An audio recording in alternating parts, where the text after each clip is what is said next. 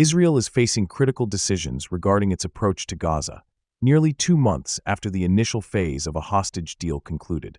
The choices being considered include a full-scale invasion, gradual military actions, or pursuing another ceasefire agreement with Hamas.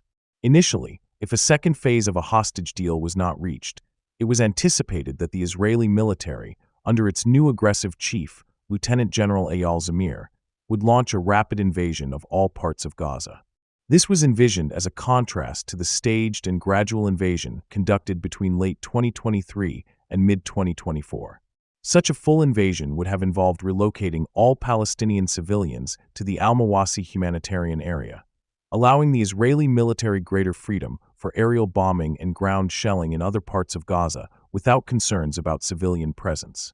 However, recent discussions have seen some defense and political voices returning to the idea of gradual and targeted military penetrations. This approach would resemble the operations carried out under the former Israeli military chief, Herzi Halevi. The key difference would be the implicit threat that a full-scale operation would be initiated within days or weeks if Hamas did not concede to Israel's terms. The rationale behind this shift is to calibrate Israel's escalation, providing Hamas with a final opportunity to agree to a deal under limited military pressure. Critics argue that a gradual return to battle would signal to Hamas that Israel remains hesitant about the consequences of a full-scale war, even with a new military chief and stronger backing from the Trump administration.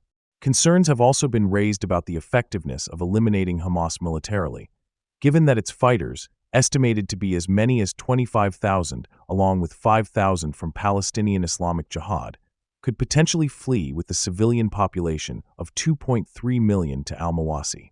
While some defense sources believe that recent intelligence has improved the ability to target Hamas fighters in civilian facilities, the fundamental challenge remains that a sustained military occupation would be necessary to truly root out Hamas by force. This option, however, has limited public support in Israel. Amid these dilemmas, the Israeli government appears to have opted for delaying a definitive decision, leading to a continuation of the ceasefire without Hamas having to release any hostages for over 2 weeks. This situation underlies the intense negotiations for another hostage deal, potentially involving the release of 5 to 10 living hostages in exchange for a 40 to 60-day extension of the ceasefire. Simultaneously, the Israeli military has been undertaking more aggressive, albeit smaller, actions, such as a recent controversial attack on an Islamic Jihad drone that resulted in the deaths of up to 9 Palestinians, some of whom the Israeli military claims held dual roles as terrorists and journalists. This approach seems to be an attempt to intimidate Hamas, while perhaps masking an underlying reluctance for a larger military operation. Ultimately, Israel will need to either reach another agreement or choose between a significant invasion and a return to smaller, phased incursions, with the latter potentially serving as a way to postpone the more difficult choice between the other two. In parallel to the situation in Gaza, U.S. President Donald Trump has issued strong statements regarding attacks by Houthi rebels in Yemen, asserting that Iran will be held responsible for every shot fired by the Houthis.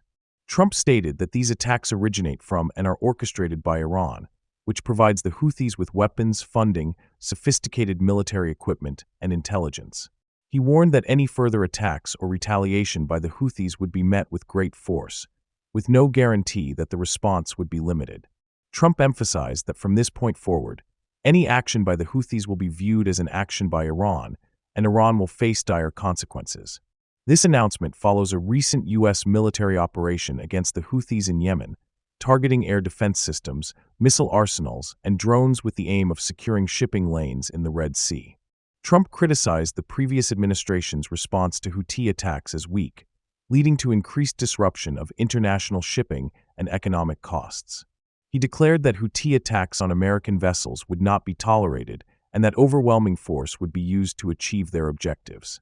Trump demanded an immediate end to Iranian support for the Houthi rebels and warned Iran against threatening the American people or worldwide shipping lanes, stating that America would hold Iran fully accountable. Meanwhile, hostage negotiations between Israel and Hamas, mediated by Qatar, Egypt, and the U.S., are facing significant hurdles despite ongoing talks in Egypt. The initial ceasefire phase, which began on January 19th and largely halted over 15 months of fighting, concluded in early March. While an all-out war has been avoided since, an agreement on the next stage of the ceasefire has not been reached. Prime Minister Benjamin Netanyahu instructed Israeli negotiators to continue indirect talks based on a U.S. proposal by envoy Steve Witkoff, which initially called for the immediate release of 11 living hostages and half of the deceased hostages.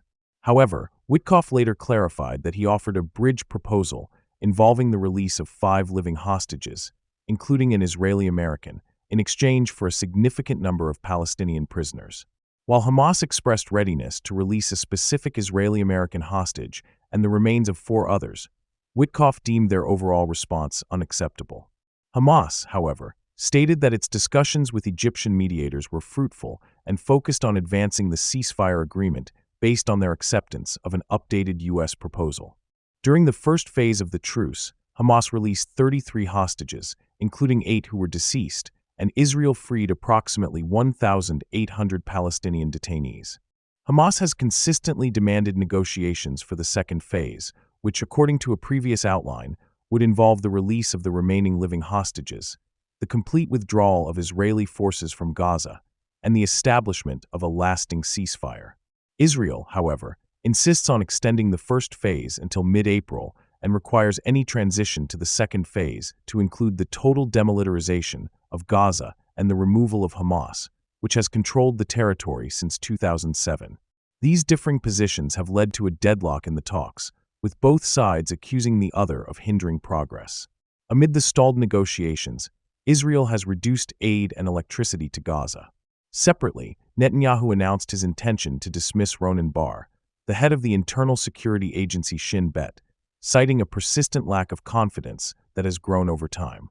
Netanyahu stated that this dismissal is necessary to restore the organization, achieve war objectives, and prevent future disasters. Bar responded that his dismissal was unrelated to the Hamas attack and criticized Netanyahu's expectation of personal loyalty over public interest. Despite the fragile truce, near-daily Israeli airstrikes in Gaza have continued. Recent strikes, including one in North Gaza's Beit Lahia, resulted in multiple Palestinian deaths, including several journalists, according to Gaza's Civil Defense Agency. The Israeli military reported targeting a terrorist cell in that instance. Hamas condemned the attacks as violations of the ceasefire. The Committee to Protect Journalists has reported that a total of 85 journalists have died in the conflict.